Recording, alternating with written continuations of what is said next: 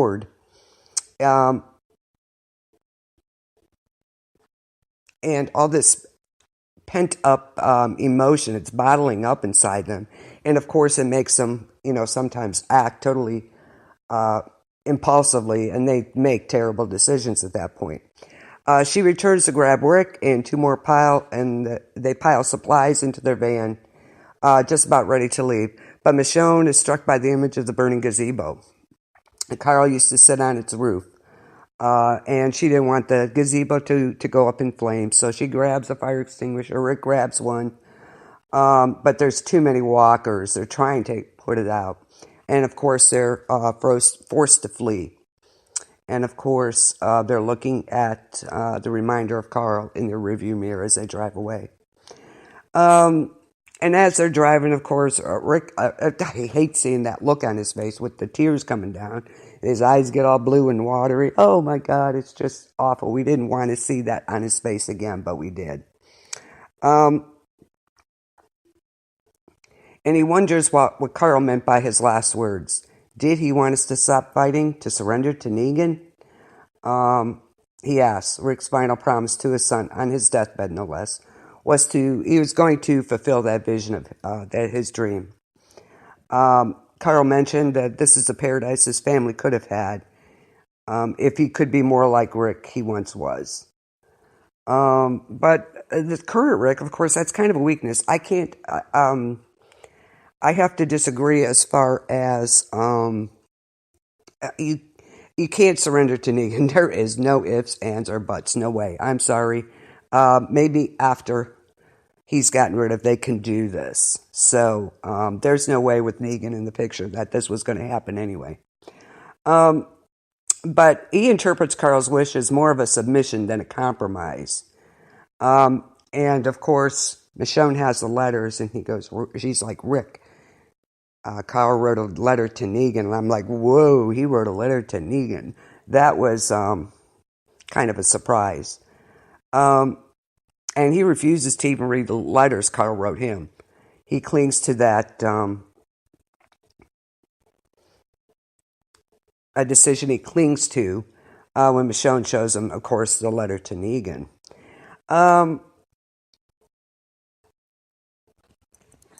And, of course, you get this dialogue. Rick wants to go see Jadis. It's like, why do you want to go see Jadis, of all people?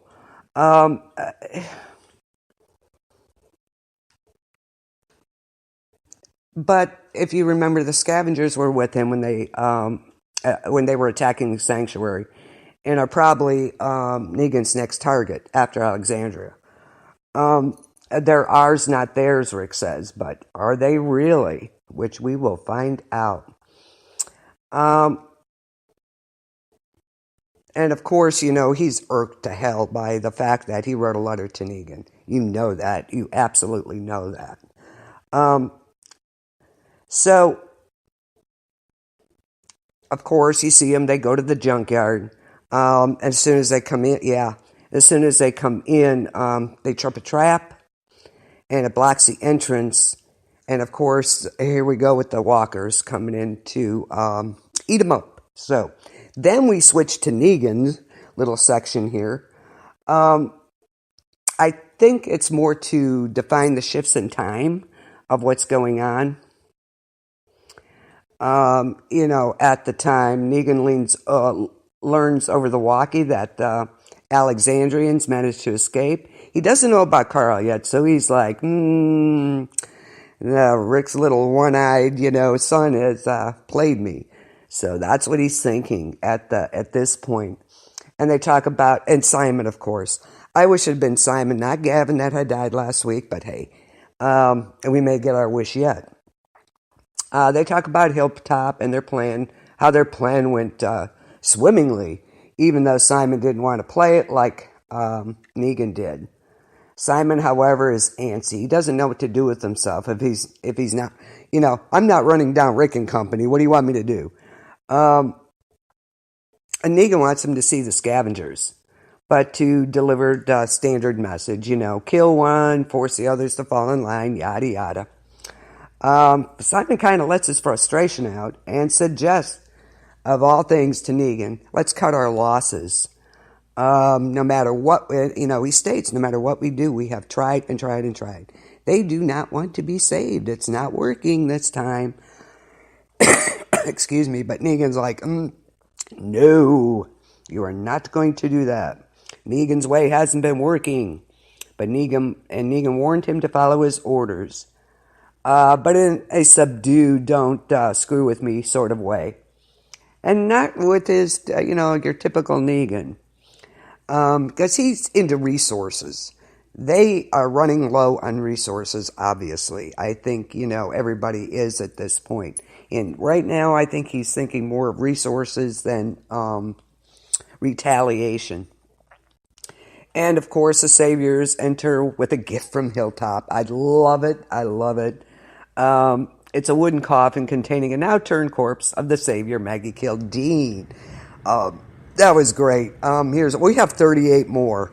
I love it. That was the best message he could have said. Again, Simon sounds off about he's going to kill every one last of them hilltoppers and farmers. And Negan just loses screaming at him. You will do your job. Very welcome.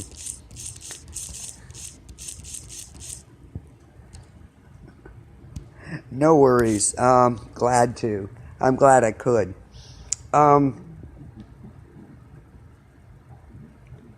So,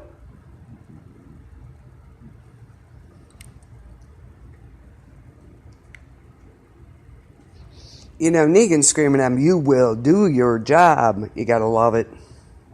I love that part. Simon is just totally gonna lose it here.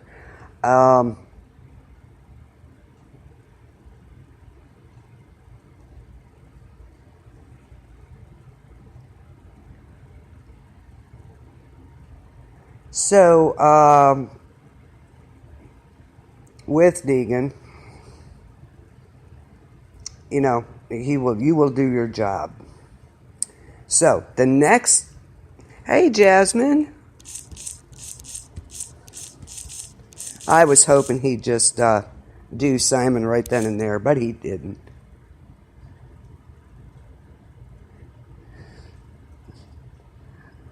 Good to see you. But yeah, I was really hoping he would do Simon right then and there. But of course, that didn't happen. Then we go to Enid. I don't know. I still don't like Enid's character. I think she was like really trying, I'm brave, I'm good, I had to do this. No, you didn't. Come on now. She kills Nathania in the woods while her and Aaron, they were kind of sneaking into Oceanside. Her and Aaron are now, they're captives. And Cindy, she's still a girl, is given the task of deciding their fate since Nathania was family to her. After a brief moment of deliberation, and Enid reflects on the life she took. Oh, please. Cindy and the Oceansiders come back to bring them to the beach for execution. Enid, I wish they'd executed her. She's just, to me, she's a useless character. I am sorry. She somehow talks to Cindy. She talks Cindy out of executing them. Just a few words about how eventually Rick and the others will come looking for them, and will wipe them off the face of the earth. Basically, okay. If she and Aaron are discovered dead, Aaron didn't really tell anybody where they were going, so I don't know. So they could easily sling their bodies to the waves, actually. Oceanside, it's definitely one of the biggest resources of frustration. These people just, they don't fit in with any of the other groups, any of them. They don't, with what's going on. Terror betrayed them, of course. But they, and took their weapons. When members of Alexandria come again, they kill a member of Cindy's family. Enid, I think, jumped the gun. I think I'm sorry if anybody likes her out there, but I think she's a useless character. Okay? But despite all this, they still don't retaliate. And Aaron still believes he can convince them to fight them against Negan. He has hope. Some of them would like to fight. And Enid kind of tells him, do you still want to know what happens? Yeah, that's like, why? Why do you care? So Aaron stays behind and sends Enid home. If they come back empty, basically, that's not a good thing. So, and here we are. Simon, my new hated villain. He shows up full force at the junkyard to confront Jadis. You go Jadis. I loved her in this. He's losing it. I don't know what it is. Maybe he just hasn't had anybody kill in a while. I don't know what it is with Simon. And anyway, he relays Negan's message of forgiveness and lucky them, And as long as Jadis can honor the original terms and fork over their entire supply of guns and ammo, all would be forgiven. Oh, isn't that nice? Jadis agrees, and her people are forced to give up their only means of defense. But Simon doesn't want just that. He wants a full-fledged apology, and heartfelt, mind you. And the two speak over Jadis' latest painting as he wonders about the solar panels. And he wonders about that helicopter launch pad in the back. Now, if you've been following the show, we've seen that helicopter several times. I think it might have been a base at one point, but we know who that helicopter belongs to. We have not seen them yet. Do you guys know who it belongs to? The helicopter? You know. So Simon's wondering about the solar panels and that launch pad in the back. And all she'll say is that, used to be a dump. But now it's something the scavengers can claim on their own. But Simon, Mr. Insecure that he is, he wants to feel assured that there's remorse on Jadis' part for her role in aiding Rick. She claims there is, but he pulls out his gun and he kills Brian and Tamil. What the hell, Simon? Come on. And Jadis finally loses it and punches him in the face. There is remorse. Okay. And they knock over a can of blue paint at the same time.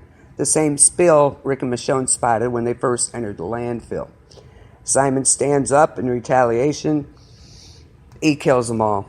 Kills all the scavengers except for Jadis.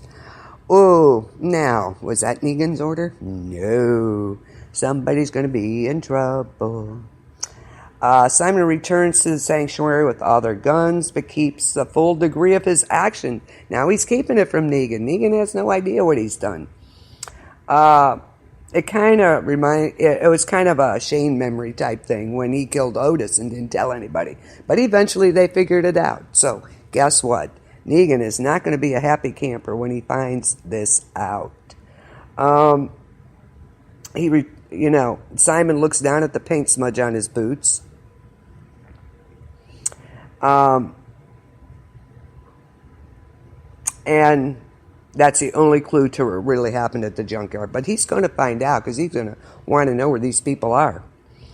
Negan mentions that they still haven't heard from Gavin.